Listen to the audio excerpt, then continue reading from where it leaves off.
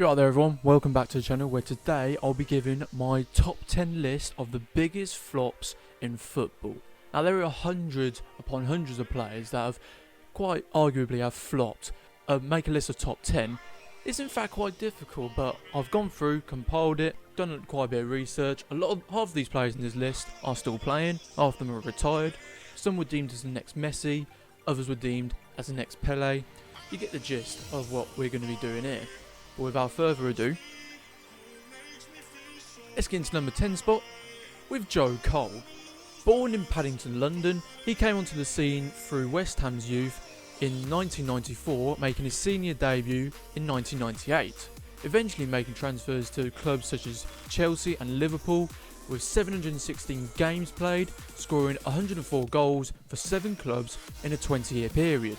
Despite being a 3 times Premier League winner with Chelsea, he still makes it onto lists of hugely high players who didn't fulfill their potential, with his then teammate Stevie G famously stating in the 2010 Match of the Day magazine that Messi can do some amazing things, but anything he can do, Joe can do as well if not better. But Messi, he is not. On to number 9 with Sebastian Giovinco, dubbed as the next Messi or the Italian Messi, and the heir to Juventus legend Del Piero. The pressure was well and truly on for the, as he's known as, the Atomic Ant. At the time he was hailed as the next Messi, Lionel had won his 3rd Ballon d'Or, captained his national team, received 3 Champions League winning medals and 5 La Liga titles.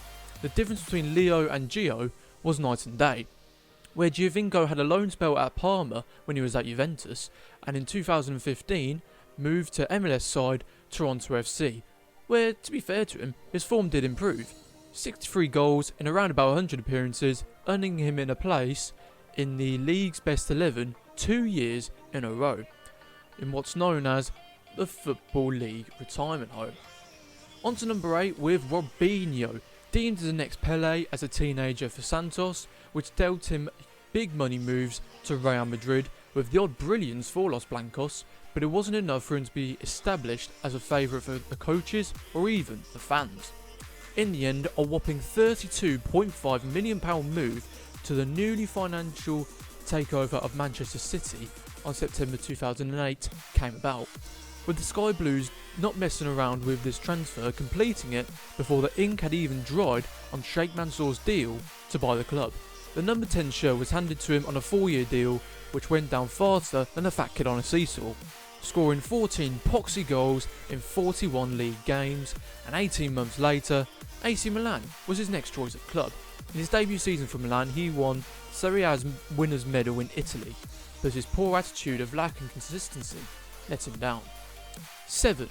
Nicklas Bendtner. Held in high regard as a youngster, he was a self-proclaimed talent that publicly believed he was destined for greatness, once saying he believes he is one of the best strikers in the world. Representing big clubs like Arsenal, where he won the FA Cup, and playing for Juventus, he's more known as the meme Lord Bendtner, and is currently playing for his boyhood club FC Copenhagen at the age of 32. 6. Freddy.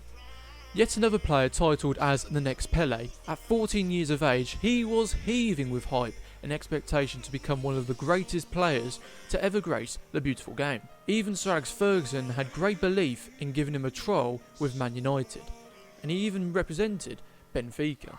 Needless to say, what was to do for Freddy. 5. Mario Balotelli. Another wasted talent dubbed as the next big thing, Mario had the world at his feet, having successful moments during his career, including his time at Manchester City, where he assisted Sergio Aguero for his famous "I swear you'll never see anything like this ever again" goal in 2012 against QPR for our first league title in 44 years, and his iconic "Why Always Me" celebration in City's 6-1 win at Old Trafford. But Mario sadly just couldn't make the cut as a football great, with his time at AC Milan and Liverpool being a time to forget. Also, he didn't particularly help his career, just like Robinho, where his attitude got in the way of his potential. He now plays for Brescia, I believe that's something like that how you pronounce it, in Serie A, where he at times has been the subject to disgusting racial abuse. Simply no need or room for it. 4. Mario Gotze. From one Mario to the other, the 2014 World Cup winner was once dubbed as the brightest prospect in world football. 2013 saw him make a big money move to rivals Bayern Munich from Borussia Dortmund for €37 million.